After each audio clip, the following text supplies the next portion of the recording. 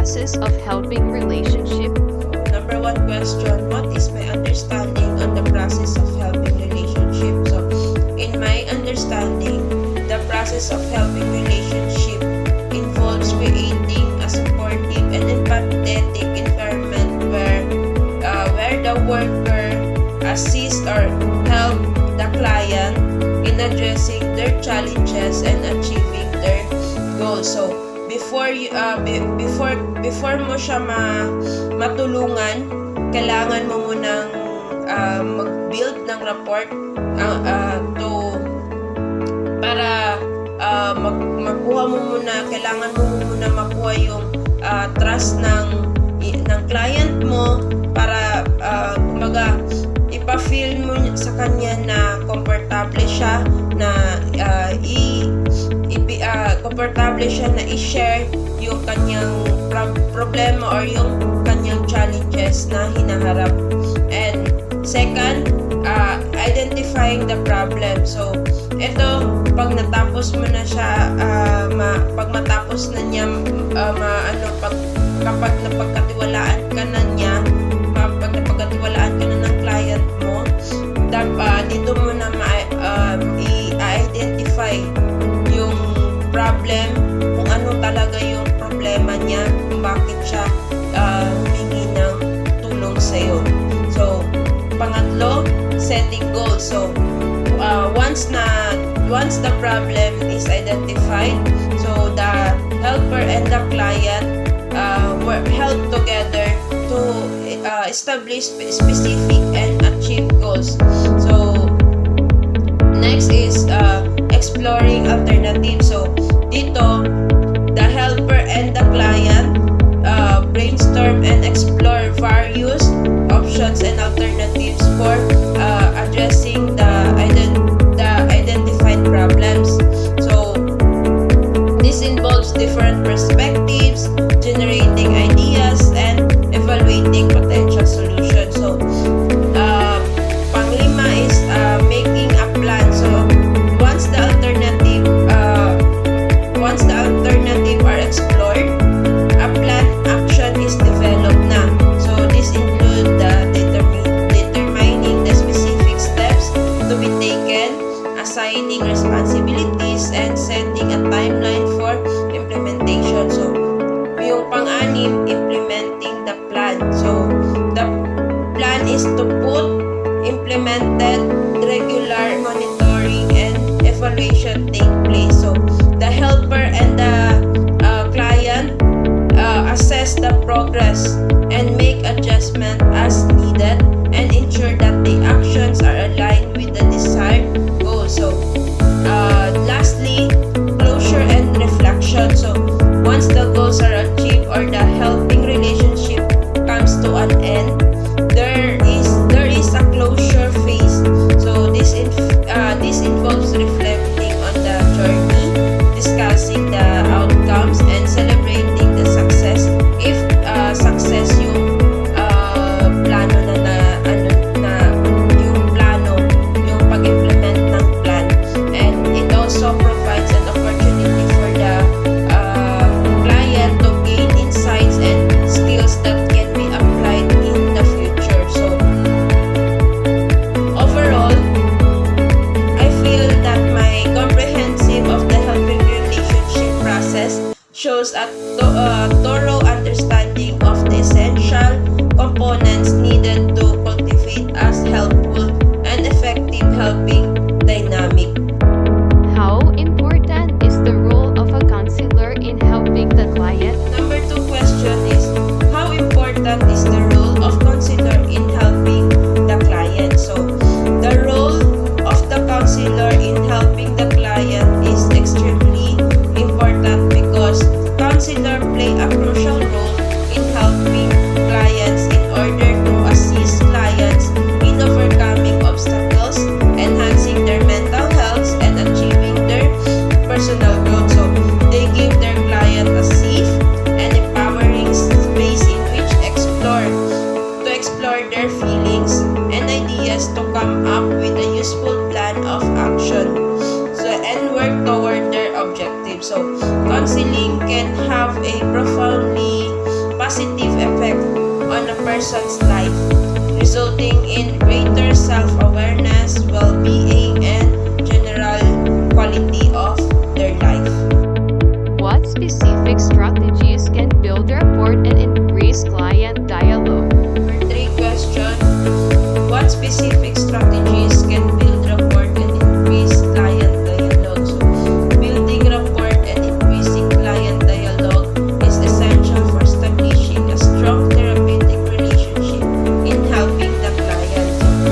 But for me, the specific strategies to build rapport and increase client dialogue is we just always being active listener, because when you show your client that you are genuine interest in what they say, because active listening is a fundamental skill that enhances communications, build trust, and foster a collaborative and empowering therapeutic relationship by being fully present and engaged in the dialogue. You create a space where clients feel valued, understood, and motivated to share their thoughts and experiences. Identify the basic steps in the helping relationship. Our question is identify the basic step in the helping relationship. So first, state the problem clearly. So in a helping relationship, the first step is to state the problem clearly. So this involves identifying and articulating the issues or the challenge that the person seeking help is facing. So it is important to be specific and concise in describing the problem so that both the helper and the person receiving help have a clear understanding of what need to be addressed. This step sets the foundation for the rest of the helping process, as it allows both parties to focus their efforts on finding a solution or providing support. So the second in the basic step in the helping relationship is identify and accept ownership of the problem. So after natin ma-state the problem clearly yung ating client is sa second step dito na yung identify and accept ownership of the problem. So this involves recognizing that the problem belongs to the person seeking help and taking responsibility for addressing it. So it is important for the person receiving help to acknowledge that they have a role to play in finding a solution or making changes. So by accepting ownership of the problem, they become actively involved in the helping process and are more likely to be motivated to work towards a resolution. So this step also helps establish a sense of empowerment and accountability as the person seeking help take control of their own actions. So the third is propose every possible option without evaluation. So ito na yung pangatlong step sa basic step ng helping relationship. So this involves brainstorming and generating a wide range of potential solutions or choices without judging or evaluating them at this stage. So the goal is to encourage them to creativity and open-mindedness, so allowing for a diverse set of ideas to emerge. By withholding judgment, the helper creates a safe and non-judgmental space for the person seeking help to explore different possibilities. So this step encourages exploration and expands the range of options available, increasing the likelihood of finding a suitable solutions or course of action. So it is important to remember that the evaluation of options comes later in the helping process after all potential alternatives have been considered.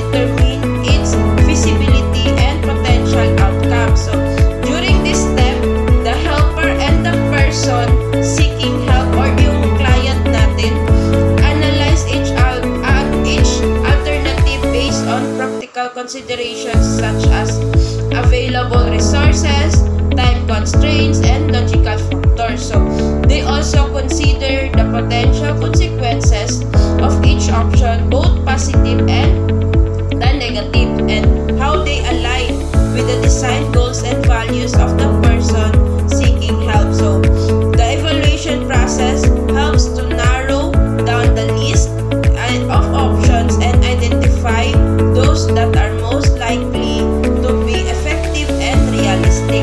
So, it allows for a more informed decision-making process by considering the practical aspects and anticipated outcomes of each alternative. So, it's important to note that these steps involves a collaborative efforts between the helper and the person who's seeking help, as both perspectives and insights are valuable and in evaluating the proposed alternatives.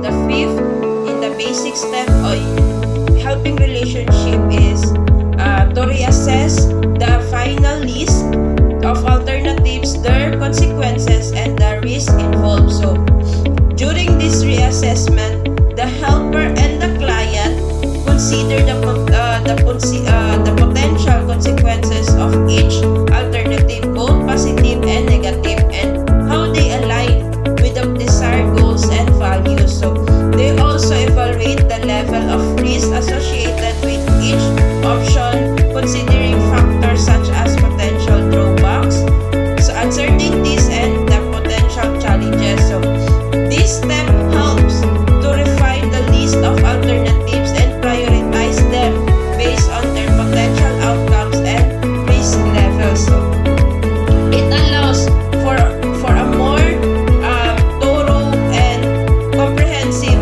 evaluation of the remaining options, ensuring the best possible choice is made.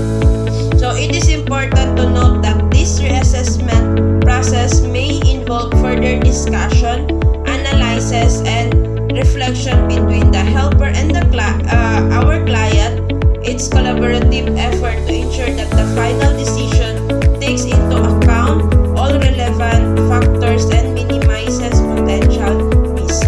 The basic step in the helping relationship is the next step is to decide to implement one or more alternatives. So, during this decision-making process, the helper and the client carefully consider the reassessed list of alternatives, their potential consequences, and the associated risk.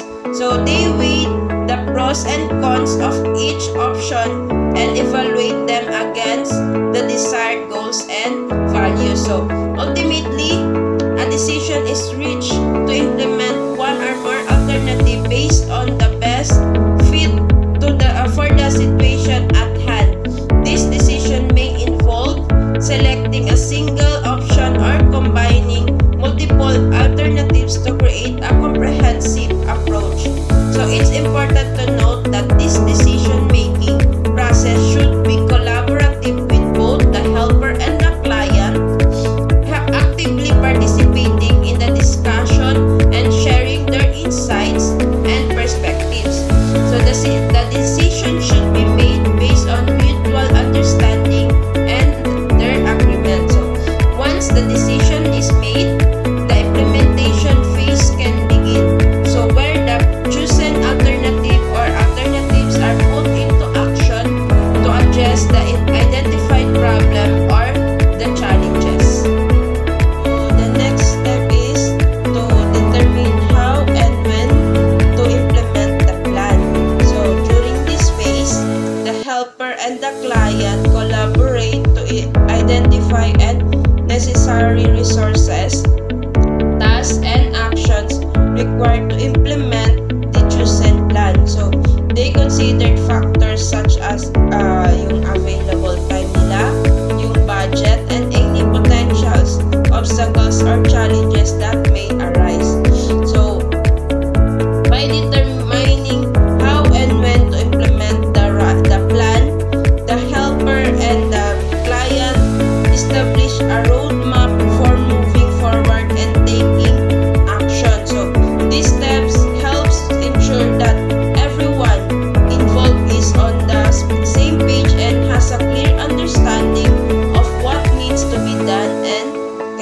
plan. And it's important to regularly review and update the action plan as needed, and making adjustment based on progress, new information, or changing circumstances. This flexibility allows for effective implementation and adaptation throughout the helping process. So the next step is to generalize na. So during this phase, the helper and the client take a step back to gain a broader perspective.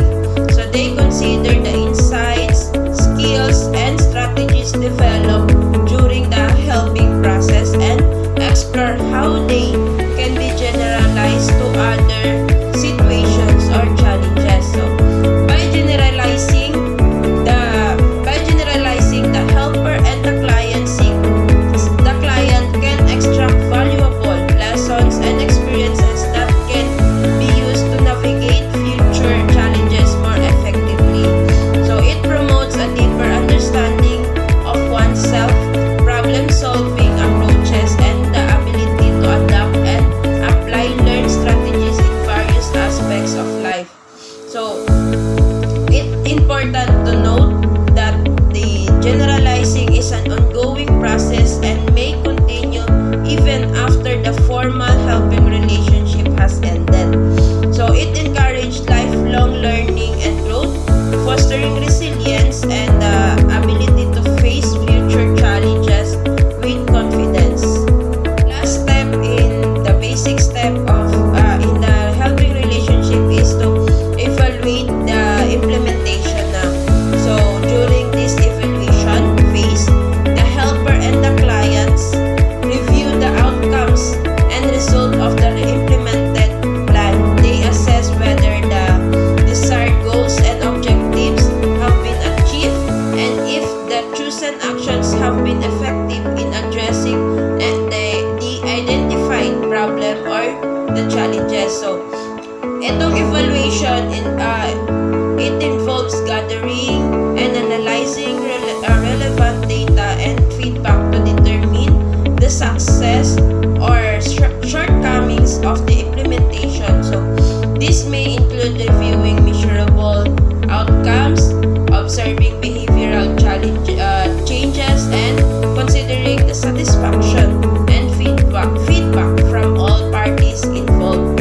So by evaluating the implementation, the helper and the client can identify any areas that need improvement or adjustment. So they can learn from both success and the failures, and use this knowledge to make informed decisions and modification for future actions. So it's important to approach the evaluation process with an open and non-judgmental mindset, focusing on learning and improvement rather than assigning blame or criticism.